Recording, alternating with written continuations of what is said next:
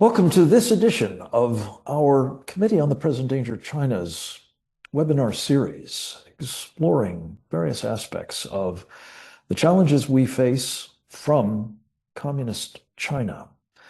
In particular, the fact that for decades, the Chinese Communist Party, or CCP, has been engaged in what has been called unrestricted warfare against our country. Indeed, in 2019, they upped that warfare to a people's war or whole of society warfare. And there is abundant reason, as we have chronicled in many of these programs over the past 2 years, to believe that the Chinese aspire, if necessary, to take that up yet another notch to a shooting war. Well, we have made clear that these are facts over the past 200 plus of these programs. And yet there does seem to be some lingering misunderstanding, or at least lack of clarity, about whether the Chinese Communist Party is actually our enemy. We're going to talk a bit about some of the mixed signals that have come forth from senior officials of the United States government in recent days. In particular, we've taken note of the fact that the Secretary of War, Pete Hegseth, has made a number of comments in the past months about the prominent, if not absolutely central, concern about the Chinese military having been built up enormously, as we've documented in these programs, with our money, by the way, paying for much of it in the form of subventions of various kinds, in particular trade, unbalanced as it's been, and the financial resources of Wall Street, or more specifically, their clients in American pension funds and mutual funds and exchange-traded funds and the like, putting money into People's Liberation Army companies, among others, helping enable the biggest military buildup, arguably in history, certainly since World War II. Pete Hegseth has talked about the feature place that China will have in the national defense strategy, still apparently being massaged in the Pentagon. He has warned military leaders that there will be no rear areas in the next war, which certainly implicitly seems to be an allusion to the fact that we have multiple divisions of Chinese soldiers in this country that would render any such rear areas compromised at best and overrun at worst. And then there is the call that Pete Hegseth issued just late last week during his tour in East Asia with the ASEAN defense ministers, essentially urging them to up their game when it comes to situational awareness about the Chinese threat and military preparedness to contend with it.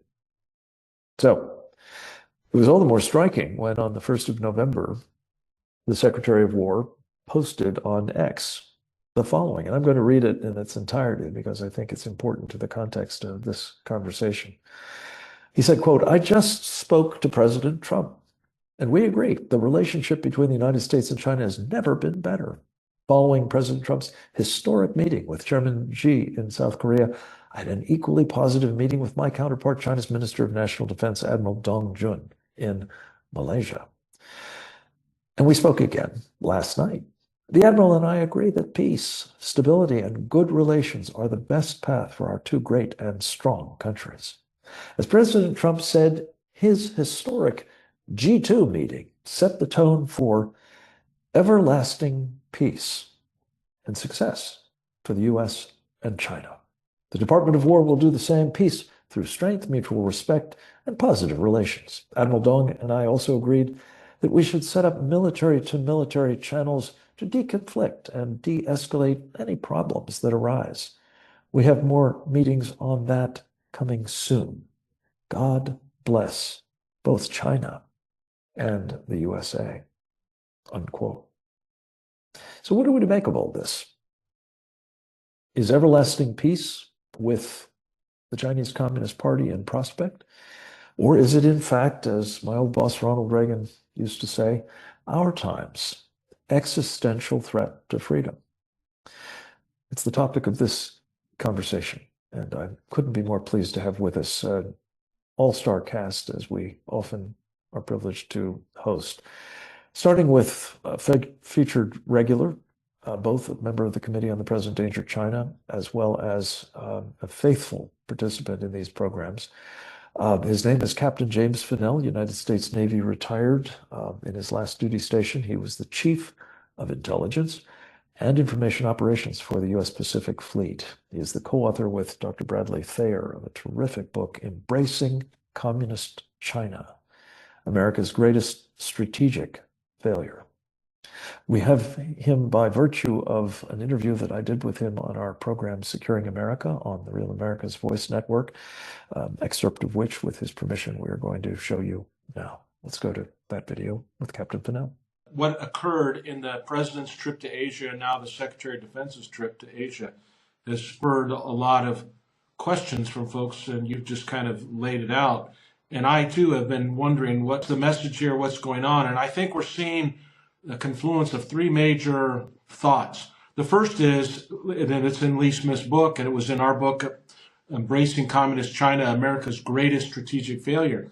We embraced as a nation China, the Chinese Communist Party, for 40 years. And guess what they did? They took advantage of it, and they got the drop on us in rare earth elements and pharmaceuticals. They built their military greater than ours in the naval arena and the strategic rocket force arena and a lot of different areas where they're now threatening us or superior to us in these areas. And so that's a reality. And President Trump recognizes that reality. So, but he also, I think, is very clearly adhering to what, the Reagan view of peace through strength. And so he's trying to take efforts to build up the United States military capability. But he's also somebody that I think adheres to Teddy Roosevelt's speak softly and carry a big stick. And so I think what you saw in this last week here, which was the G2 meeting between President Trump and President Xi, President Trump, didn't go out of his, didn't say anything to be overtly rude or to challenge or to slur or characterize the Chinese Communist Party other than, they're trying to be friends with them. And then you had Pete Hegseth go to the ASEAN Defense Ministers meeting, ADMM, on the 31st of October, and he gave a speech to the ASEAN Defense Ministers, and he lit up China. And then we get the next day, we get this tweet where Hegseth is talking about everlasting peace, but he couched it, and I spoke with President Trump. Then he reiterates President Trump's words. So my guess is that President Trump is really trying to maintain this speak softly position. I'm not going to antagonize them unnecessarily, but I'm going to continue to do the things that are necessary to get us back in a position of strength in America first. And that's what Hegseth kind of, talked about in his speech at the ASEAN Defense Ministers meeting. But even if you watch President Trump on the 60 Minutes interview this Sunday, he was asked about why he gave a pardon to some Chinese Bitcoin guy. And, they only played the small clip about he didn't know who the guy was. I think he meant, I don't know the guy, I'm not friends with them. But then he went on to say the reason why he did that is because Bitcoin's important for our national security in his assessment. And he sees that the Chinese are trying to get into this arena and get ahead of us and control that digital currency or digital segment of society and our economy. And he said, I can't allow the Chinese to do that. And we've heard him say this over and over at different points in times where the mask comes down just for a brief second. And he tells the American people that it's China that's the threat, and we can't let China take control of rare earth elements or other critical industries that are critical for our national defense. So I think they're caught between this. I recognize the threat. We were put in a bad position. It's a result of 40 years of ineptitude and greed and avarice from our elites in Washington that were the China hands and our Wall Street crowd that wanted to, invest there and make money. It was the Chinese Communist Party taking advantage of that, and this recognition that I'm the president who's got to get this together, and so I've got to take actions. You saw also in that same meeting that Hegseth had in Kuala Lumpur, he announced with the Filipinos a joint task force between the United States and the Philippines to patrol and pay attention to what's going on in the South China Sea. So and Trump, I know we'll talk about it maybe later, is Trump's talk about resuming nuclear testing. So there's all these overwhelming evidence in my mind that President Trump understands the threat, is working to get the threat, mitigate these risks. But we're in a position of great, great vulnerability. And he's not going to, from his perspective, he's not going to unnecessarily antagonize Beijing because he needs to be able to play for time. So it's kind of a prevent defense.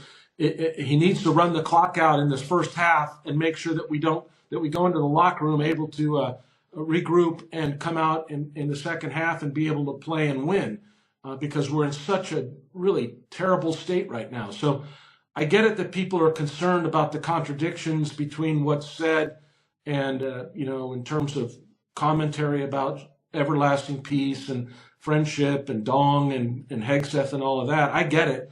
But I'm more worried about the fact that we allowed our nation to get put in this position, and we've got to do the things to get it out. My position would be, I'm not the president, but I would be a little bit more vocal about what we're trying to do. But President Trump's been very clear and from his perspective, and he said it again on the Sunday night. He goes, "I'm not going to tell you my plans." So he's like a knuckleball pitcher. I mean, you don't know when the knuckleball's coming, but he's got it. And so I think that's where he's at in his approach. And all I can say is that we have to put some trust in that. It seems very,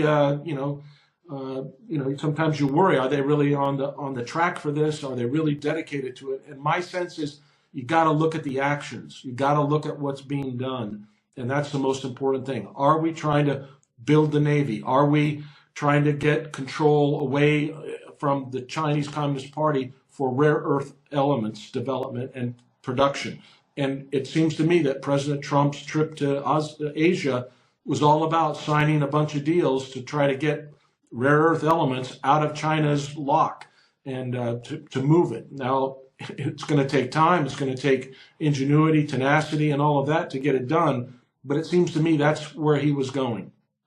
Well, that's a cheering assessment, I think, recognizing vulnerabilities that need to be reduced and carrying a big stick. The knuckleball pitcher, I think, Captain, you've laid out, as always, a brilliant assessment of at least one explanation of what is going on, in which these somewhat mixed signals are being sent. We're going to take stock on all of this with another of our most important contributors to the Committee on the Present Danger, China, indeed its chairman, as well as a faithful participant in these programs. And that would be, of course, Brian Kennedy. Brian is the former president of the Claremont Institute, the current president of the American Strategy Group, the author, among many, many other things, of Communist China's war inside America. Very important topic that we've addressed with his help frequently on these programs. Brian, it's good to have you with us. What do you make of what is, again, seemingly a little bit of mixed messaging? Thank you, Frank. In part, it may seem like mixed messaging, but I really think it's pretty consistent. Look, before I get too far, I would say I agree with everything Captain Fennell had to say there. He mentioned prevent defense. People who follow sports a lot will know that a prevent defense in football often prevents you from winning. And so I'm going to be a little contradictory there when it comes to that. What President Trump is doing right now, though, is not, prevent defense. He's trying to reconstitute America's strategic position in the world. We have lived, as you know very well, Frank, for decades and decades with a very incoherent understanding of America's, I think, both role in the world and the kind of defense that's required to have that role. At one level, he is similar, President Trump is, to Theodore Roosevelt, talk softly and carry a big stick. But in general, he's more of a George Washington.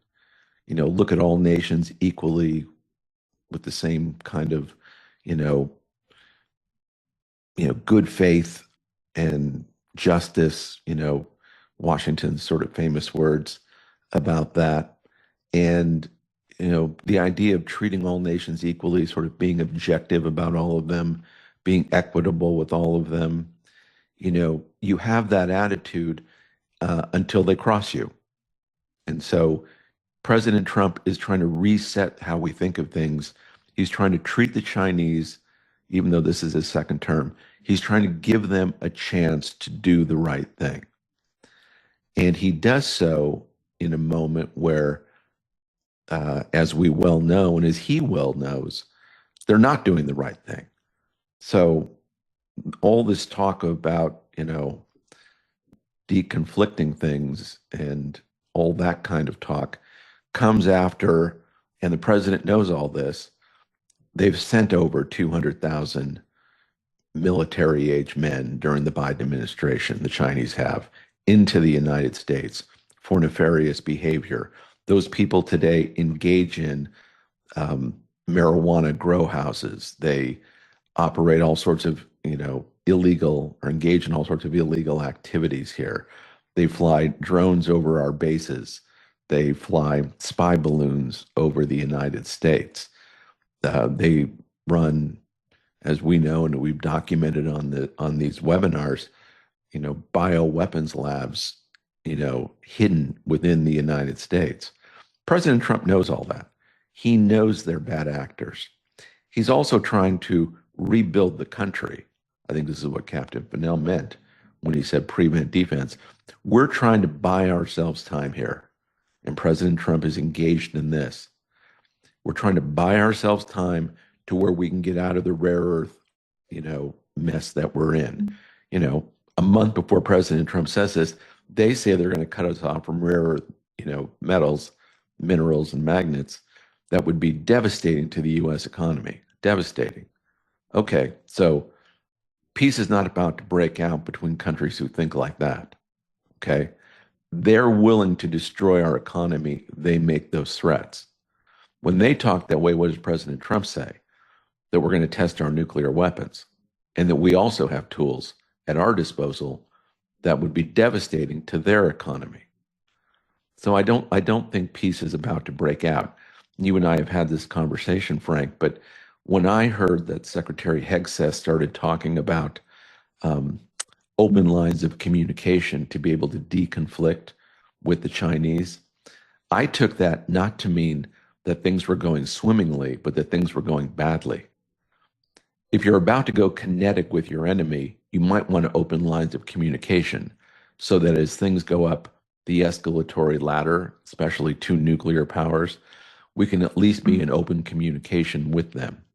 If we were on the verge of peace, we wouldn't have to be highlighting to the world that we're opening up these lines of communication. So I took that rather differently. I thought things are going to get more aggressive between us and communist China, in part through no fault of our own, the Chinese ambition to dominate the Pacific and the world. The Chinese are still going to do everything they're doing. They're building an advanced military. They're building offensive nuclear weapons. They're building, a national missile defense themselves. they're engaged in the kind of military buildup that would lead one to the view that they're preparing for and ready to engage in war. Well, President Trump sees that. Secretary Hegseth sees that. What are we doing? We're building, a Golden Dome missile defense. We're rebuilding, we hope, even though this is mostly, I think, under the radar, we're rebuilding nuclear weapons. We're rebuilding our offensive forces. There's plans underway for all sorts of modernization of our military. Now, whether we get that done or not, you and I would like these things done and made public, Frank, in a much more open way, a much more public way, obviously. And that's not happening. But make no doubt about, there should be no doubt in anyone's mind that President Trump understands this, Secretary Hegseth understands this, and that they're working at breakneck speed to make sure that the United States is in a position to fight and win a war with Communist China. Today, we could fight and win a war, but at what cost is really the question. What would we lose in that contest? And we want to get much better than we are today.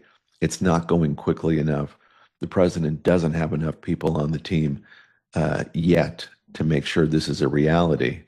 But I'm confident that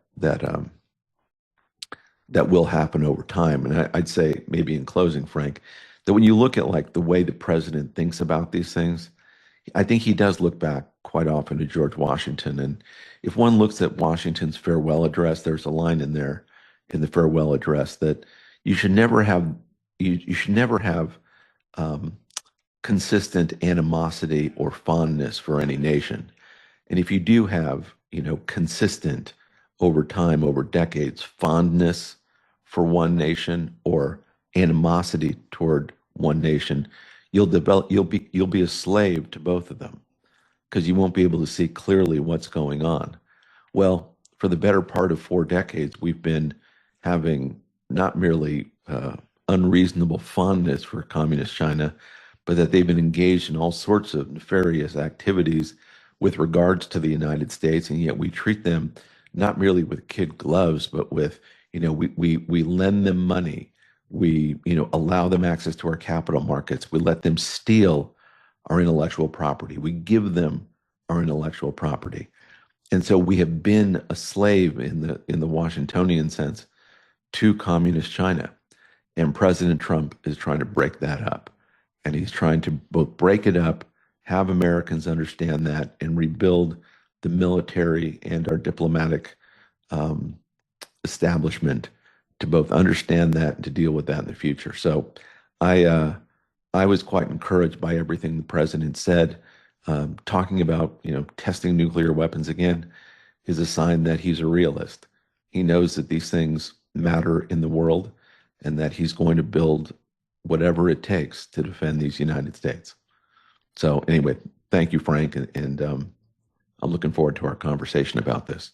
Brian, thank you. That was a super chapeau to the overall question we're addressing here, and I think brings a further clarity to what is the thinking going on inside the Trump administration. We're going to get another perspective from another of our valued colleagues and members of the Committee on the Present Danger China. His name is J.R. Nyquist, known to his friends as Jeff. Jeff is a remarkably incisive strategic analyst. He is an author, including, among others, of the origins of the Fourth World War. He is an essayist. You can follow him on his wonderful blog, jrnyquist.blog. And you can, of course, see him with some regularity on these programs, for which we are always grateful. Jeff, you have long had a very informed view of what the Chinese are up to, and the Russians, informed, among other things, by what Stan Lunev, one of the most senior Russian defectors from the old Soviet Union, told you personally about the plans, including the plans for cooperation between the Soviets and the Chinese. Give us your take on what is, well, going on, for one thing, within the administration, as best one can discern it, but also how these comments are likely to be seen by our enemies, the Chinese, of course, most especially, but the Russians and others allied with them. Over to you, sir.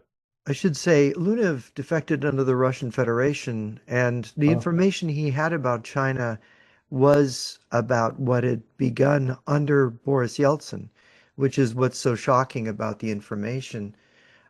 Is China an enemy? According to the defector, and yes, China was an enemy 34 years ago when after the Soviet Union collapsed. It is an enemy today. We can see it. It's quite obvious.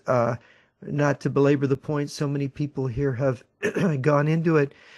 And of course, the problem is, you know, Mao Zedong wrote an essay in 1927, and he said the first rule in politics is to know who your friends are and know who your enemies are. If you cannot do that, everything else that follows is wrong. You're going to get it all wrong. And it's interesting, it's been recorded after Deng Xiaoping met with President Jimmy Carter in 1979, Mr. Deng told his colleagues that they had to be careful not to misunderstand the work that China was beginning with the United States, the opening to the U.S. And he said, all past presidents, all present presidents, and future presidents of the United States are our enemies. We know what camp we are in. We are in the socialist camp. Therefore, we know the Americans are we are against them. If Deng Xiaoping had such clarity, you have the statements of President Xi Jinping, the president of China now, who is saying, who has said similar things in different venues, has said that we must study Mao Zedong thought. And of course, Mao Zedong thought is the Americans are our enemies. It's Marxism-Leninism in the Chinese context.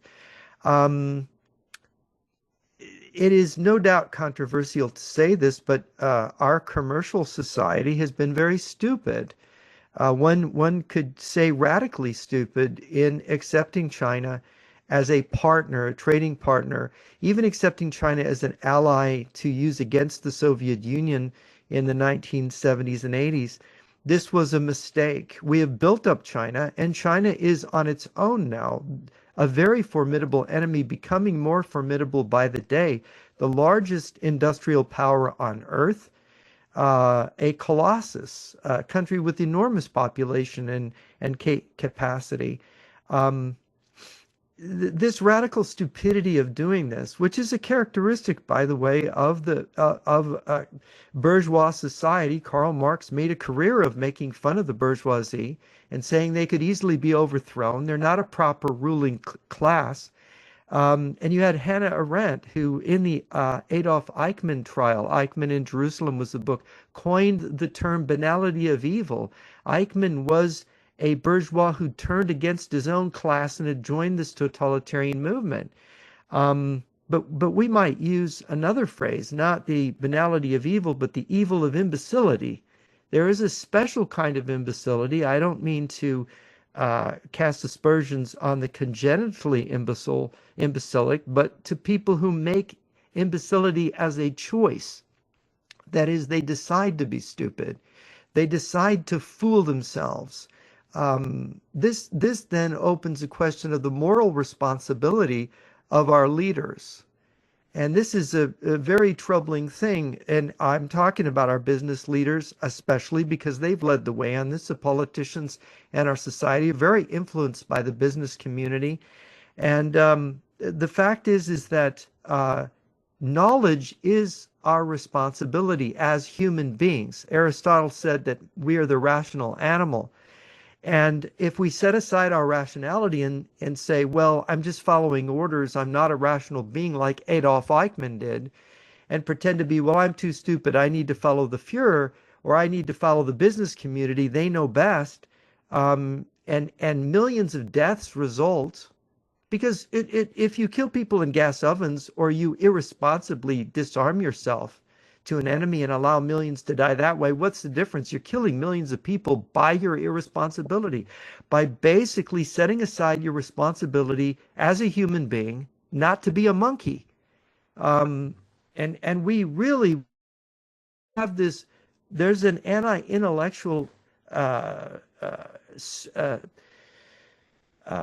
part of our culture that is developed that has caused people to think it's fashionable to not think, but it's deadly. And in foreign policy, look, in the 19th century, people like to use the analogy. Thomas Carlyle used it in his writings against the Revolution of 1848. The analogy of a ship with a captain. A state is often been compared to a ship, and the statesman to a helmsman. And if you do not know what you're doing and you're trying to go around Cape Horn, let's say in a sailing ship in the old wooden ship days, if you didn't know what you were doing, you were going to kill yourself and the crew. If you knew that a ship was not seaworthy and you put it to sea with passengers, and those passengers sank mid-ocean, you were killing those people by your negligence, by saying, well, I think it's good enough, but you're not really being honest. There was a writer, his name was Clifford, W.K. Clifford.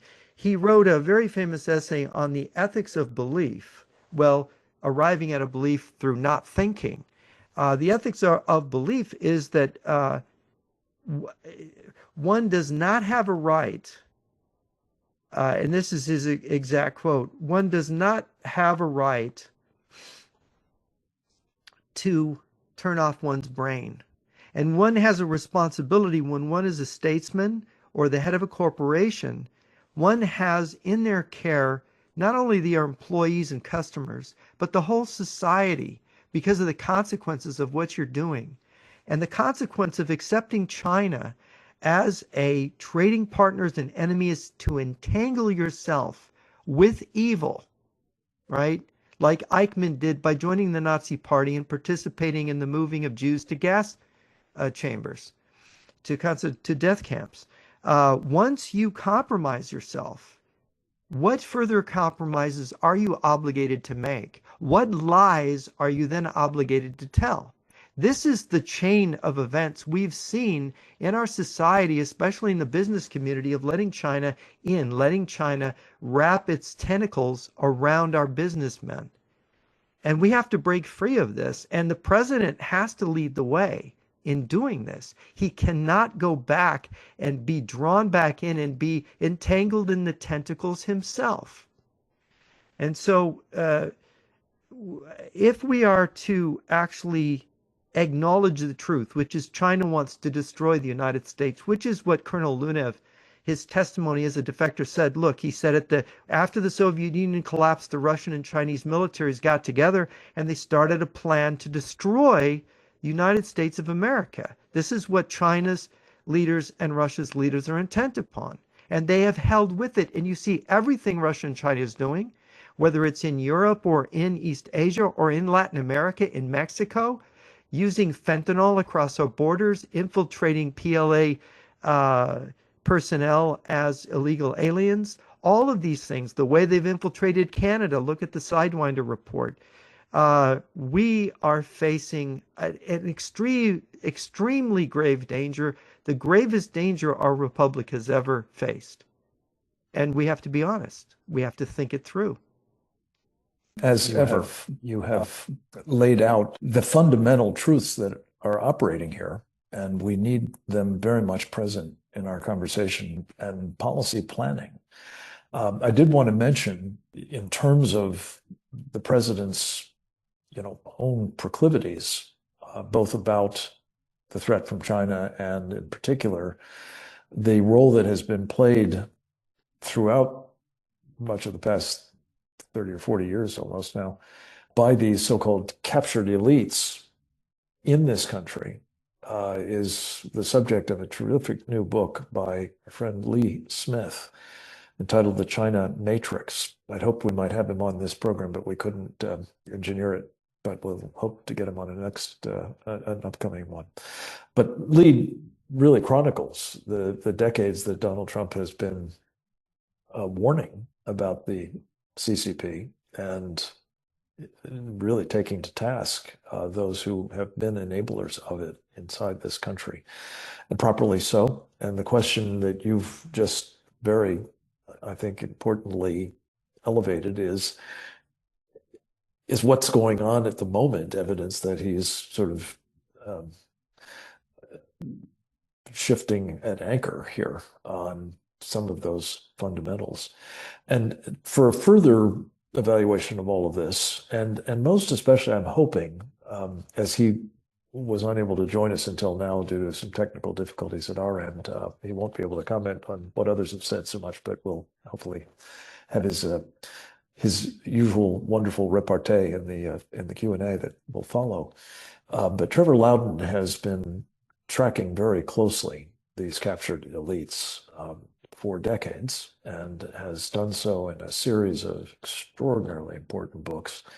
One, The Enemies Within, title of a movie as well. He's written detailed dossiers, really, on members of the House of Representatives and Senate, respectively, in a multi-volume book, House Un-Americans, and a multi-volume book, Security Risk Senators. He has an appreciation for the damage that is being done, even at this moment, by such compromised individuals, not just in political life, but in the business sector, in academia, in the media, through assorted front groups and the like. Trevor is also a member of our Committee on the Present Danger of China, I'm very proud to say, and fellow of our Institute for the American Future. He is, I think, brilliantly equipped to help us understand something that Jeff kind of introduced there, and that is, will we, by signaling, as some of the rhetoric that is coming forth from the administration, I think inevitably does, that we're good with China, that those captured elites will feel free to continue to engage in the kind of, well, solidarity with our mortal enemy, to put it mildly, and treachery at worst. Trevor, thank you for joining us as always, and I apologize for the difficulties getting you on the show, but we're delighted you're here, and the floor is yours, sir.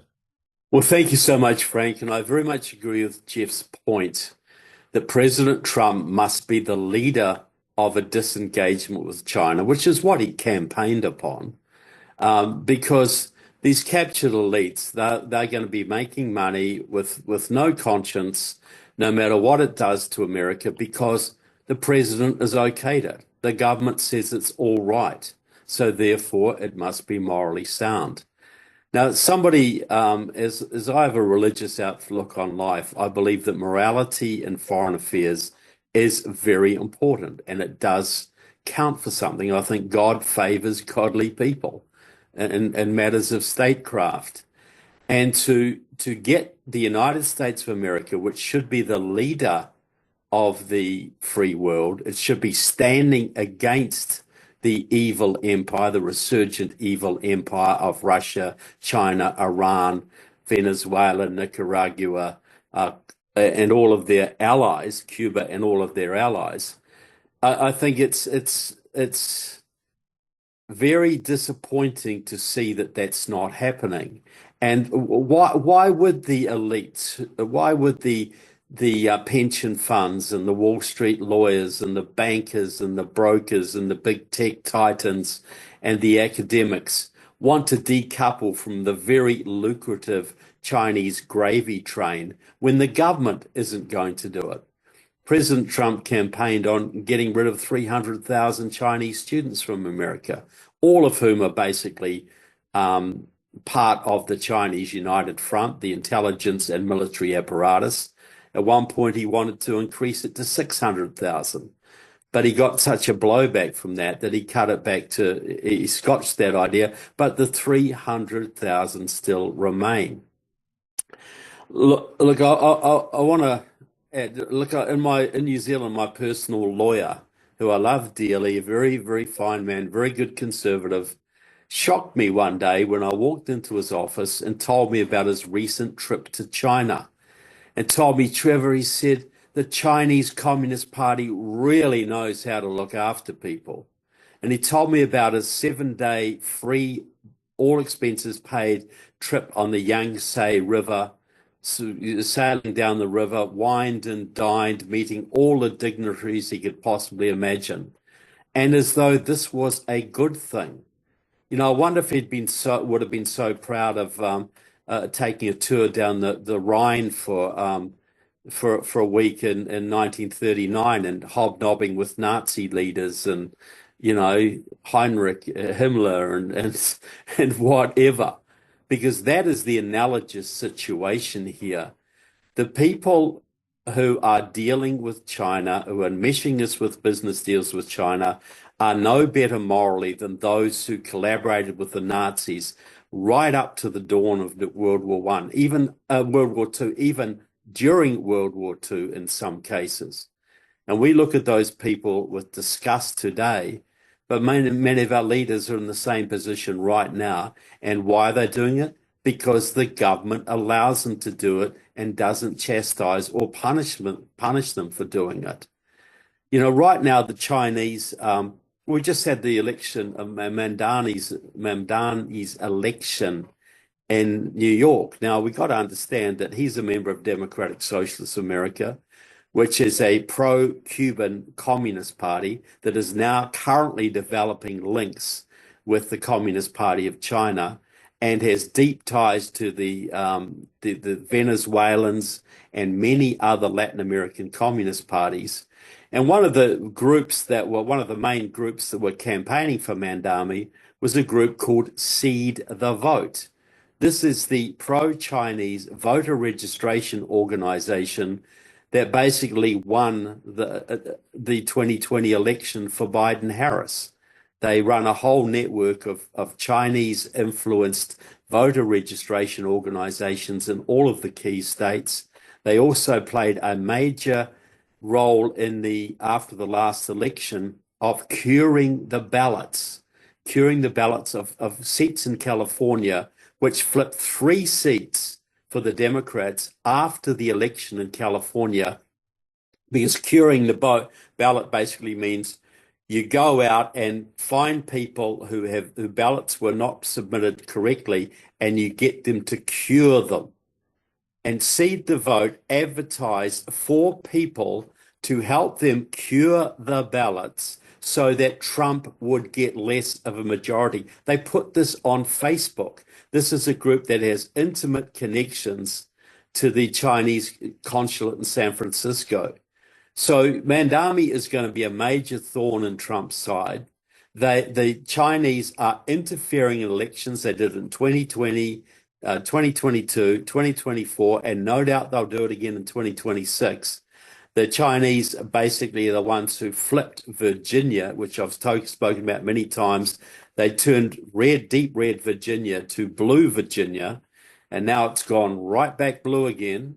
That's through basically done by a Chinese sponsored operation called New Virginia Majority, which uses maps generated out of the geography department of Wuhan University, China.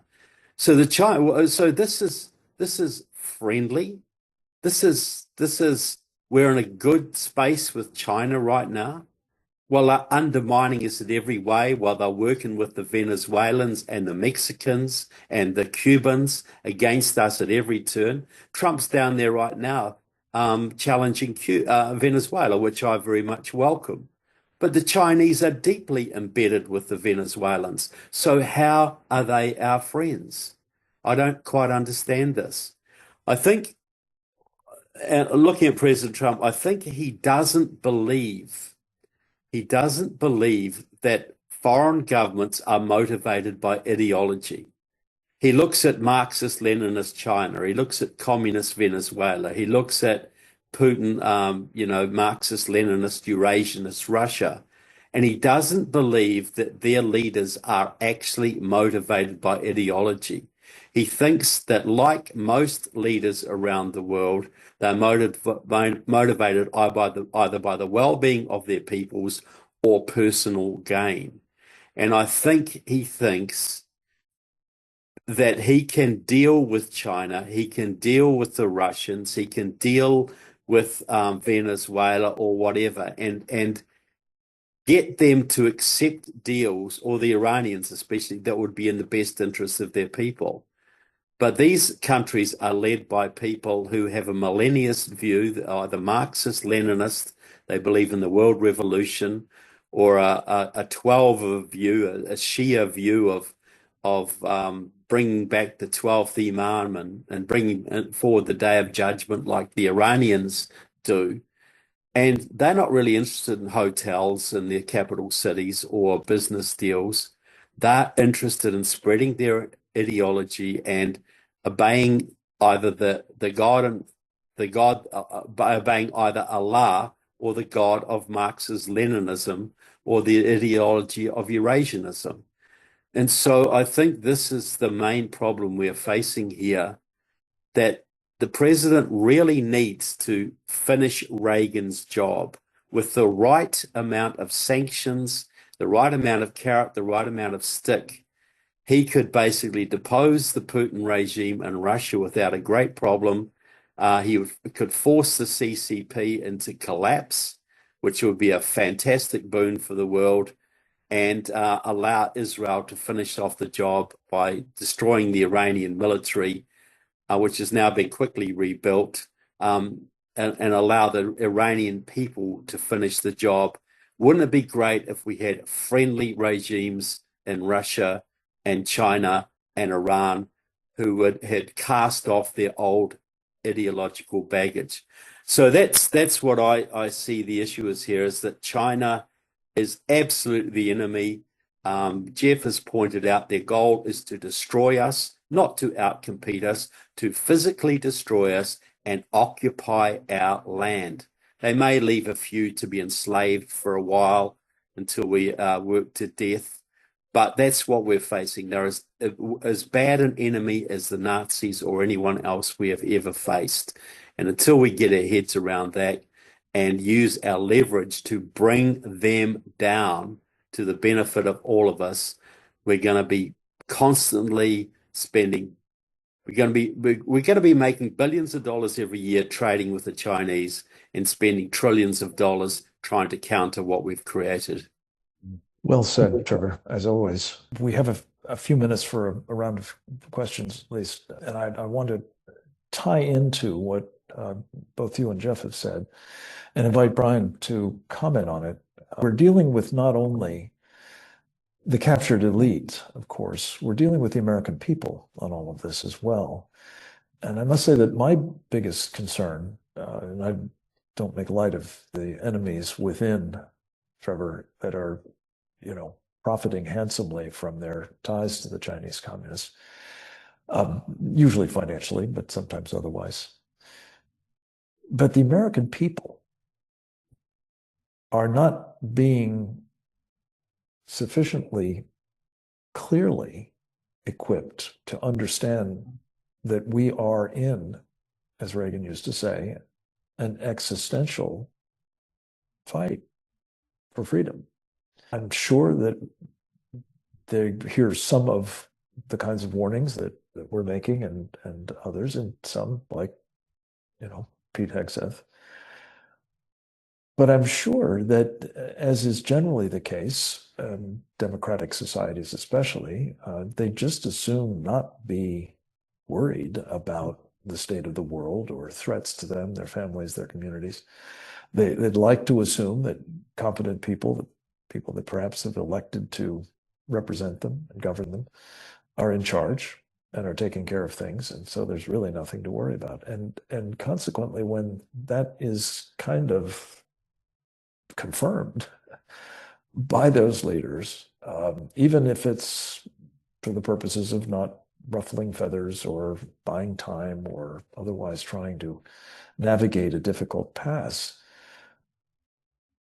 I just have to say, I think that we are not allowing them to become prepared psychologically, let alone, physically, for what may be in the offing, as we've discussed here, mentioned it earlier many times, possibly a shooting war right here in the United States. And Brian, I appreciated you putting a number on it. I don't know what the right number is, whether it's 100,000, 50,000, 200,000, or of these People's Liberation Army individuals who seem to have come into our country with at least the acquiescence, if not the complicity of the Biden administration and its open border policies. That could make this a very messy business. And if the public is not steeled against it or even clued up, we've talked about this, final thought, in the past in connection with the idea of having them crowdsource the sort of situational awareness we need to know. Brian, you mentioned in grow houses and other operations around this country, biological weapons labs and so on. If the public knows what they're to look for in order to enable them to see something, say something, we have a shot at making our own society more resilient. So what do you make of this further, Philip, that speaking softly or speaking endearingly even about the Chinese Communist Party is undermining that prerequisite for an informed and hopefully engaged public in this struggle against our mortal enemy? First, about President Trump, and here I'll disagree with Trevor. I believe he does understand. First of all, I think he trusts no one. Okay? He has political enemies in this country that have tried to kill him. So I think he trusts no one, whether it's in this country or in other countries. I think he understands them in an ideological way. He sees them as radical leftists. He sees them as communists. He sees them as people who are enemies to human freedom. He doesn't rhetorically talk that way, however, because he speaks in a simple language that he hopes everyone can understand. When he's talking to foreign nations, he tends to be overly nice and flamboyant in his language, saying, "She is my good friend. We get along great." Well, President Trump understands what friendship is. He knows that Xi Jinping is not his friend. But he tries to kill him with kindness because when Xi Jinping does the wrong thing, then it looks like a real betrayal of a friend to another friend. But does President Trump trust Xi Jinping? No. He knows on a daily basis the Chinese are stealing our intellectual property. This is what caused the People's War Declaration in 2019. So he knows what the score is here, but what language he uses is a kind of Trumpian, I'll even say, as I said in my previous remarks, kind of Washingtonian. He wants to treat everybody equally. He wants to give them a chance, knowing that they could be good guys or bad guys, and act accordingly. He is also really trying to rebuild the country. He has a commercial class which is craven and immoral and would sell their mothers out to the communist Chinese for $1. These are the people the president has to invite to the White House to figure out ways of getting the U.S. economy in growth mode. All those tech bros or the tech overlords, however you want to describe them, they're the ones who would sell out their mothers. They don't care about the American people. They don't care about America. They would sell us out. And yet, in many ways, they're the driving force of a significant part of the U.S. economy. And so, did President Trump want it that way? No. Is it that way? Unfortunately, yes. And so he's trying to transition the U.S. economy at a time when he's trying to transition the U.S. strategic posture. So he's trying to keep the economy going as best he can. And so he knows that if he completely alienates China today and we're denied rare earth minerals, I mean, he was told not that long ago that the stock market, the Dow Jones, would be cut in half. Whether that was true or not, I don't know. But it's not inconceivable that if you shut down Ford Motors, GM, other manufacturing in this country, there'll be a real loss of confidence in the American system. Could we rebuild that system? Yes. But at what cost? Again, President Trump's trying to bridge the gap between how screwed up we are and where he wants us to be. And in the meantime, the Chinese have us over a barrel when it comes to rare earth minerals and several other things. Are we prepared today to completely abandon or substantially abandon a tech-based economy? And I think the answer is no. Could we? Yes. Over time, absolutely. They want to threaten to cut off our rare earth minerals. Fine, cut them off. We don't need you. I believe, as do many of us, in a complete decoupling from communist China. It's how we get there. We have to produce these rare earth minerals either here in North America or South America, get them online. That's going to take another year, year and a half. We're going to have to build these chips. Do we build any of these chips here in the United States? Every chip we're producing in Arizona has to go to Taiwan for finishing. So we don't have that down right. You start going through our whole supply chain and we've exported our manufacturing base. So whatever we see in President Trump, I believe he is as serious about making America great again as he says. And what he means is not just making money, but making things here in the United States with American workers. The awkward part will be this transition from how screwed we are today to where we need to be. And rhetorically, he's going to say a lot of things during that are very unpleasant because, we still need communist China and their materials right now because of how stupid we've been. And so, I think, the administration is not perfect. I think we're making a big mistake on AI. I think we're not seeing certain things economically that we have to get right. But, all the folks I talk to in Washington, there's going to be clarity in this national security document about just how serious the threats are to this country. And I believe that starts with President Trump and how he sees the world. Whether he says it that way on any given day, okay, we can quibble about that. He doesn't do it, to my satisfaction all the time either. But I believe he is absolutely serious about this. All right, thank you. Let me just ask Trevor and Jeff to respond on this point.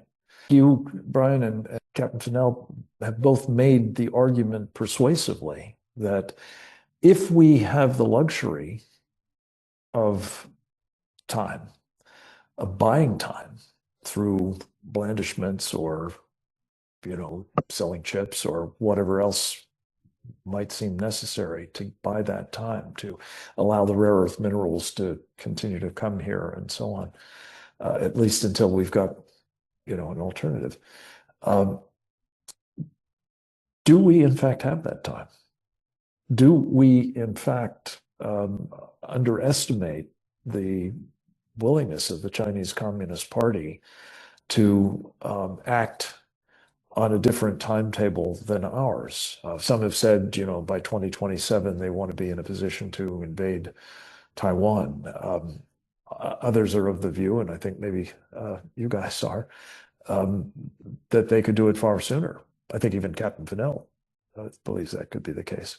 So what would you say in response to this argument that the, big stick, soft talking approach is not only sensible from our perspective, but workable vis-a-vis the Chinese Communist Party as it is?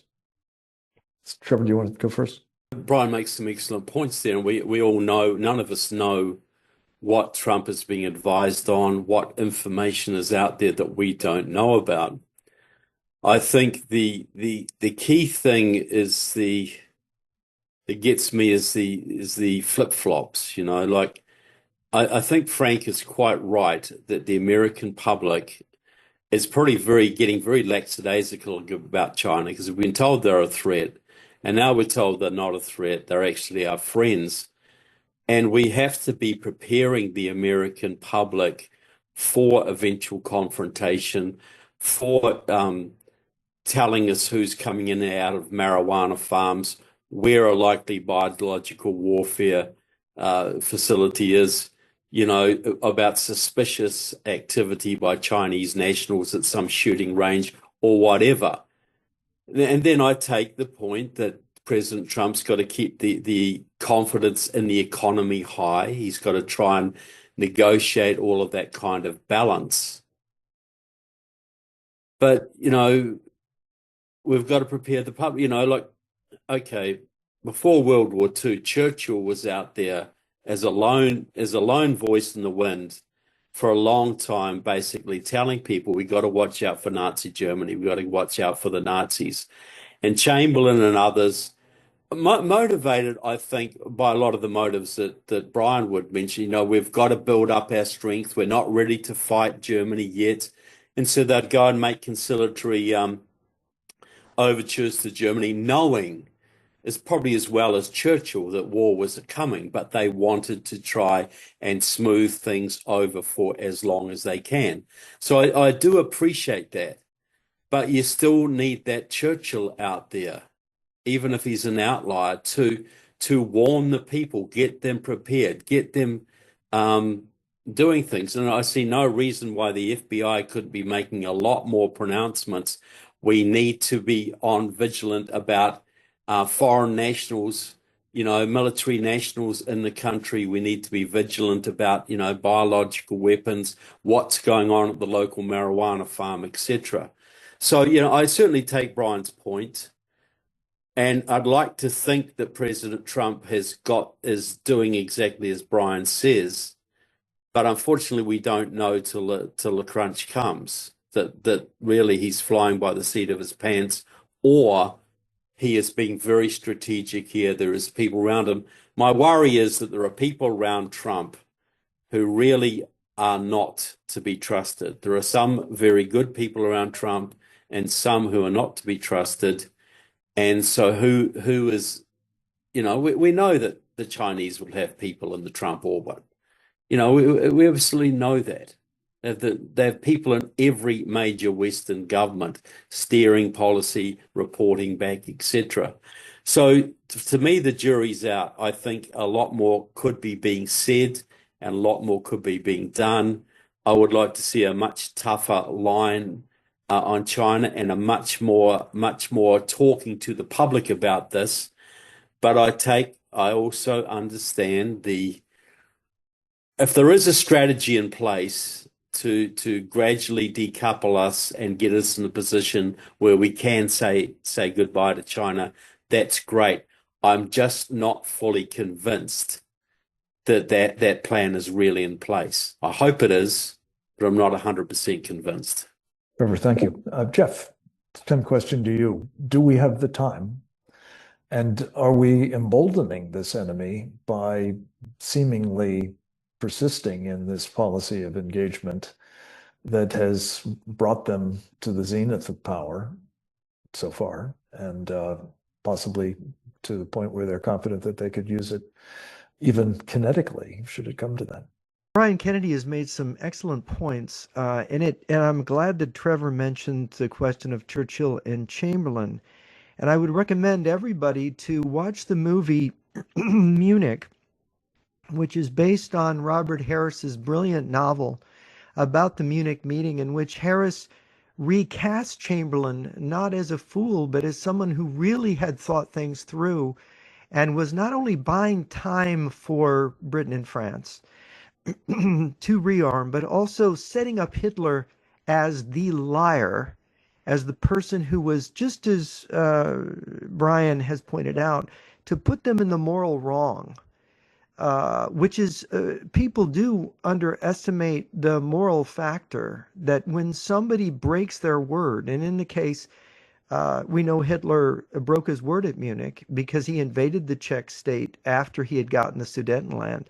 And this turned the British public squarely on the side of Churchill and against Hitler and opened the way to real resistance of the Nazis. This is one of the things we lack. And one of the ways in which we are politically unprepared to face China is that we don't have a consensus of opinion in America, among the business community especially, that China is our enemy. And in a way, Brian makes the good point that by saying Xi Jinping is our friend, President Trump is setting up Xi Jinping so that Xi Jinping must act as a friend, or he is going to give himself away and do something truly treacherous, like Hitler did in March of 1939 by invading the Czech state and breaking the agreement. that will then set the stage to be able to do the political things, because you always have to have the support of the population, of the business community. You have to have this consensus. So it's very possible that Trump, like Chamberlain, is playing the same game, that it isn't just we have blackened the name of appeasement. But as Robert Harris shows, and again, this movie is quite brilliant, based on Harris's book.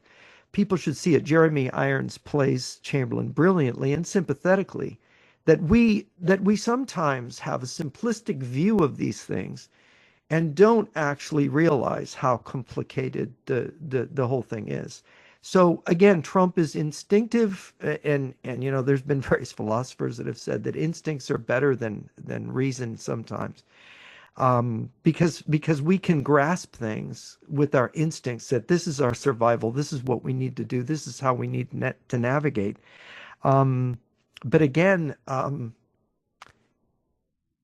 must say that we have to disentangle our economy from China. We have to develop our own independence from Chinese metals and imports and labor, and we have to redevelop our labor force so that we can build the ships and the weapons that we're going to need, because we are, as Churchill said, it's there's an approaching storm.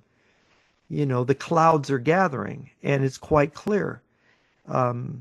So these are all things we need to think about. Indeed, we do. And that's the purpose, of course, of this program, these various webinars that the Committee on the Present Danger of China has brought to you all.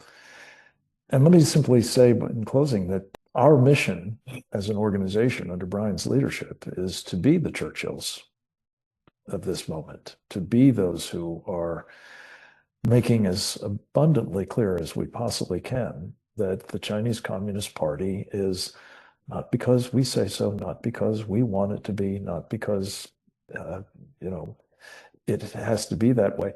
It's because they have made plain their purpose is to destroy this country. And they are working through various unrestricted warfare techniques, through alliance arrangements and the like, to accomplish that. When I see Trevor Loudon or Jeff Nyquist or Frank Gaffney, I think of Churchill. Churchill went around England in a group called the Focus. That's what he called it, back in the 1930s. And I think we've modeled this committee on the present danger. I think all the committees on the present danger and all the work we do individually is modeled after the Focus. Churchill was talking at times to less than 10 people in a room, trying to explain the growing Nazi threat. And I think, when I hear Trevor and Jeff and Frank, I'm seeing Churchill out there in the Focus, and we're warning people about communist China. And when I defend President Trump, I think a lot of what he's doing is aspirational when it comes to this. He may be doing a lot of this instinctively, but I think when they tried to kill him, he sincerely woke up to the idea that we're in a war. He knew we were in a war instinctively, but he senses in a very profound way that we're in a war. When we talk about the number of people in this country, Chinese nationals in this country, I think the president believes, well, look, they're in the country. We have a big, beautiful country filled with a lot of Americans who own guns. If they're going to bring the war here, I think we're going to get it. We're going to be able to deal with them, that the American people will have the genius to deal with them. When it comes to rebuilding the military, we've already talked about that. Let's let that happen as quickly as possible. But I do take Trevor and Jeff's point about teaching the American people. I think we do need to do a better job of teaching the American people, and you said this, Frank, about the internal threat so that they are more prepared. And yes, last year in all of our conferences that we did, we were always warning people about that internal threat. So I do think that is very important. But I would close my own remarks on, we're not going fast enough, and the president does not have enough people around him with the seriousness we're describing. He believes in himself, but we don't have a Justice Department or an FBI that is turning that into a reality. I'm seeing Tom Homan next week, and I'm going to say to Mr. Homan, there are 200,000 Chinese nationals. Prove me wrong about that number. We need to find them. The government needs to find them. There should be American special forces going after them. That needs to happen right now. And so if there's anything we want people to take away from this, is that we're not doing enough quickly enough and explaining adequately to the American people just how dire the circumstances are. And so I do take that point. And look, we're going to keep doing these webinars and keep doing all of our other fine work. It will be all about how we're not doing this quickly enough, and the real danger and the real threat from communist China or Russia or the Islamic world. And I, for one, am very excited about that.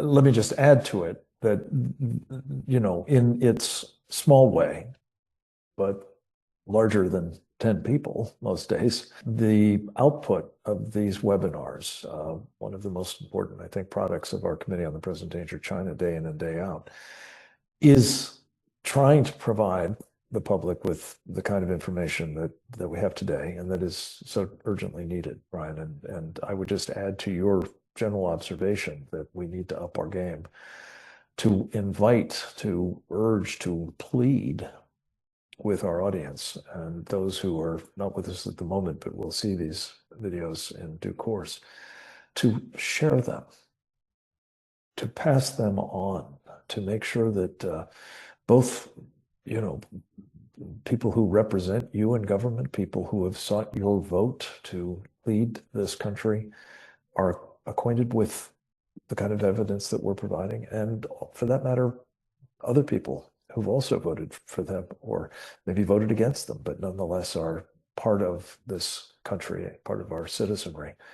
We must bring them up to speed on the challenge that we're facing. We must, whatever, again, the motivation may be. And I think, like the rest of us on this call, and certainly I think in the committee more generally, we want desperately for President Trump to succeed in doing the sorts of things that he has stood for during his elections, stood for during his time in office by and large, and certainly prior to coming into political life, namely recognizing that the Chinese Communist Party and others associated with it that seek our destruction are indeed our enemies and must be treated accordingly. We appreciate your participation in these programs and look forward to talking to you next week for the next one. Please make a point of subscribing at presentdangerchina.org, which will assure that whenever we wind up doing these, and it's a little bit helter-skelter some weeks, you won't miss them. And if you do, they're going to be available to you permanently on the presentdangerchina.org website. I'm deeply grateful to our wonderful participants in this, Captain James Fennell, Brian Kennedy, Trevor Loudon, and Jeff Nyquist. They are among the best of the best, and we hope you'll help us amplify their voices and their insights. Godspeed to you all. God bless America. Over and out.